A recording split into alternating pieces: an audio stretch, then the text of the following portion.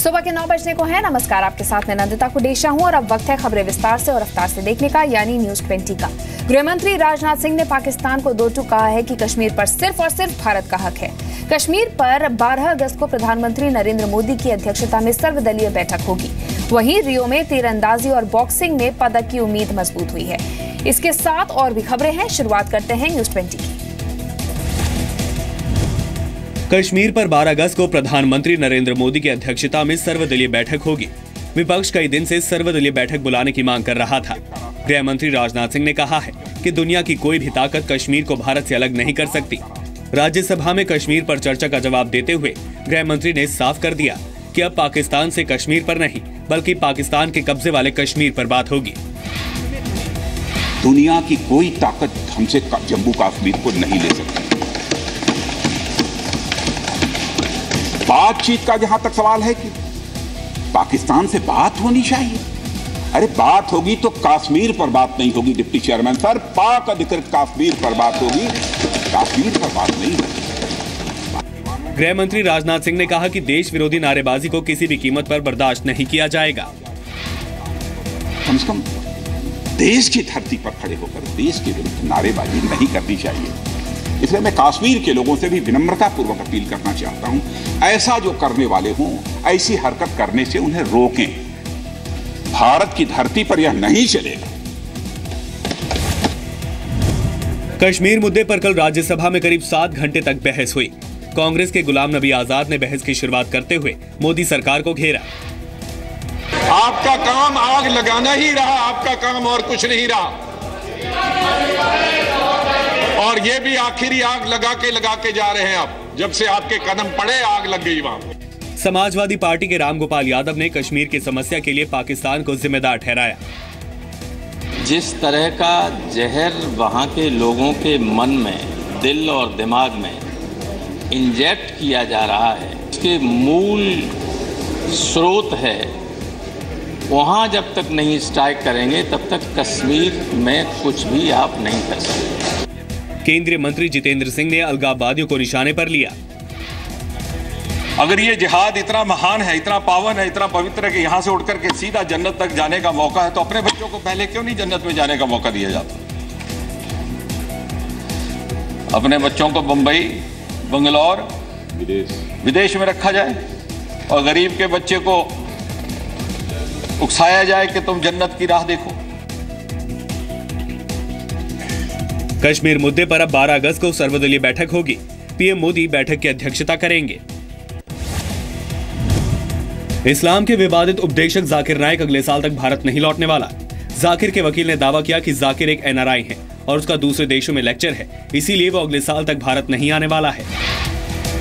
देखिए, जैसा हमने पहले कहा था कि वो एनआरआई है, उनका यूजुअल जो लेक्चर टूर्स चल रहे हैं वो पहले सऊदी में थे, फिर गैम्बिया गए, उसके बाद अभी दुबई में है, और उनका अगले साल जो है कि पहले यहाँ आने का कोई प्लान नहीं। उधर जाकिर नाइक पर मुंबई पुलिस की रिपोर्ट के बाद गृह मंत्रालय IRF पर बैन लगाने की तैयारी में है। पुलिस ने महाराष्ट्र सरकार को जाकिर के भाषणों की जांच की 72 पन्नों की रिपोर्ट सौंपी थी। पुलिस के मुताबिक पहली नजर में ऐसा लगता है कि जाकिर आतंकवाद को सही ठहराता है। रिपोर्ट में ये भी कहा गया है कि जाकिर के भाषण सांप्रदायिक सौहार्द बिगाड़ने और कट्टरता फैलाने वाले हैं। ये आदमी बहुत समय से इलीगल एक्टिविटीज कर रहा था, चला रहा था। एक दो बार उनको नोटिस दिया गया, कार्रवाई शुरू हुई, लेकिन फिर वो ठंडे रास्ते में चली गई किसी कारण की वजह से। समाजवादी पार्टी के नेता अबू आजमी ने जाकिर नाइक के खिलाफ कार्रवाई को मुसलमानों के खिलाफ साजिश बताया है। मुसलमानों को, इस्लाम को जिस तरह से दुनिया में आज बदनाम करने की कोशिश हो रही है, दबाने की कोशिश हो रही है, इसी तरह से ये भी उसी का एक हिस्सा है।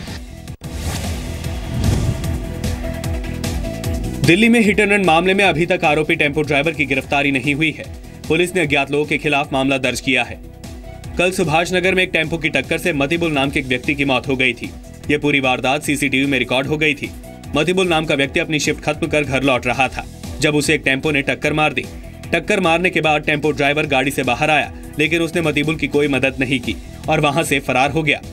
खून से लथपथ मतिबुल फुटपाथ किनारे पड़ा रहा, लेकिन किसी ने ध्यान नहीं दिया। तभी एक रिक्शे पर सवार व्यक्ति की उस पर नजर गई, लेकिन उसने भी मदद नहीं की, बल्कि उसका मोबाइल उठाकर वहां से चला गया। करीब 2 घंटे बाद कुछ लोगों ने पुलिस को खबर की, जिसके बाद मतिबुल को अस्पताल पहुंचाया गया, लेकिन तब तक उसकी मौत हो चुकी थी।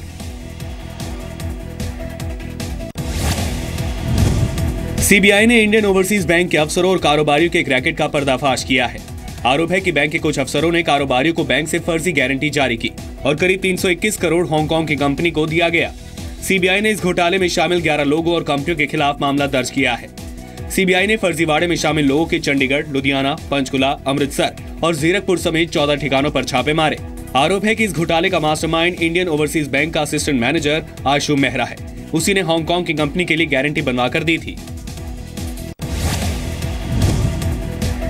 रियो ओलंपिक के बॉक्सिंग रिंग में आज भी भारत के लिए अच्छी खबर आई है। 64 किलोग्राम कैटेगरी में मनोज कुमार ने जीत के साथ अभियान का आगाज किया।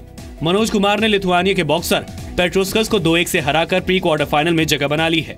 रियो में तीरंदाजी में भी अच्छी खबर मिली। तीरंदाजी के सिंगल्स मुकाबलों में दीपिका कुमारी और बम्बियाला रेशाम ने अपने अपने मुकाबले जीतकर प्री क्वार्टर फाइनल में जगह बनाई। 12 साल बाद तीरंदाजी के सिंगल्स मुकाबलों में भारतीय महिलाएं प्री क्वार्टर फाइनल में पहुंची हैं। भारत के स्टार शूटर जीतू राय ने 50 मीटर पिस्टल इवेंट में भी निराश किया। जीतू राय इवेंट के फाइनल में जगह बनाने से चूक गए। जीतू 50 मीटर पिस्टल स्पर्धा के क्वालिफाइंग राउंड में 12वें स्थान पर रहे और फाइनल में जगह नहीं बना। किडनी रैकेट के खुलासे के बाद मुंबई के मशहूर हीरानंदानी अस्पताल पर कार्रवाई की गई है।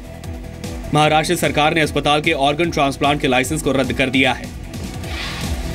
वो हॉस्पिटल को जो ट्रांसप्लांट ऑपरेशन करने का जो लाइसेंस दिया गया था वो लाइसेंस सस्पेंड कर दिया गया है। कमेटी में अभी ऐसे लोग रहना चाहिए कि जो ये बोगस सर्टिफिकेट इमीडिएटली ढूंढ सके। किडनी रैकेट चलाने के आरोप में पुलिस ने मंगलवार को हीरानंदानी अस्पताल के 5 डॉक्टर्स को गिरफ्तार किया था। इनमें अस्पताल के सीईओ और मेडिकल डायरेक्टर भी शामिल हैं। पुलिस को साथ में लेके हम लोगों ने हीरानंदानी हॉस्पिटल में रेड की और हम लोगों ने जो एजेंट है उसको पकड़ के हम लोगों ने पुलिस को दिया और रंगे हाथों डॉक्टर को और किडनी ट्रांसप्लांट करने वालों को पकड़ा हमने। 5 आरोपियों को 13 अगस्त तक पुलिस हिरासत में भेज दिया गया है। करीब 1 महीने पहले हीरानंदानी अस्पताल में किडनी रैकेट का भांडाफोड़ हुआ था। पाकिस्तानी आतंकी बहादुर अली ने खुलासा किया कि कश्मीर की हिंसा के पीछे लश्कर का हाथ है। एनआईए से पूछताछ के दौरान बहादुर ने कहा कि आतंकी बुरहान वानी की मौत का फायदा उठाकर उसे कश्मीर में हिंसा फैलाने के लिए कहा गया था।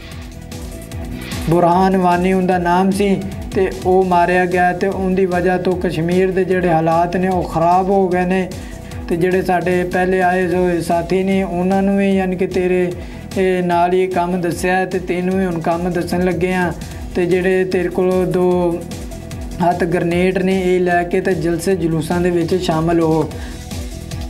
बहादुर अली को लश्कर ए तैयबा ने पाकिस्तानी सेना की मदद से कश्मीर भेजा था। कश्मीर में आने से पहले लश्कर के कैंप में उसे 3 तरह की ट्रेनिंग मिली थी, जहां वो हाफिज सईद से भी मिला था। कि जितने भी टेररिस्ट हैं और उसके जो कमांडर्स हैं वो लाइन ऑफ कंट्रोल पर पाकिस्तानी लोग, पाकिस्तानी सिक्योरिटी फोर्सेस जो लगी हुई है उसकी मदद से बड़ी संख्या में टेररिस्ट को हिंदुस्तान के अंदर, कश्मीर के अंदर दाखिल कर रहे हैं। बहादुर अली 25 जुलाई को कश्मीर के नौगाम से गिरफ्तार हुआ था।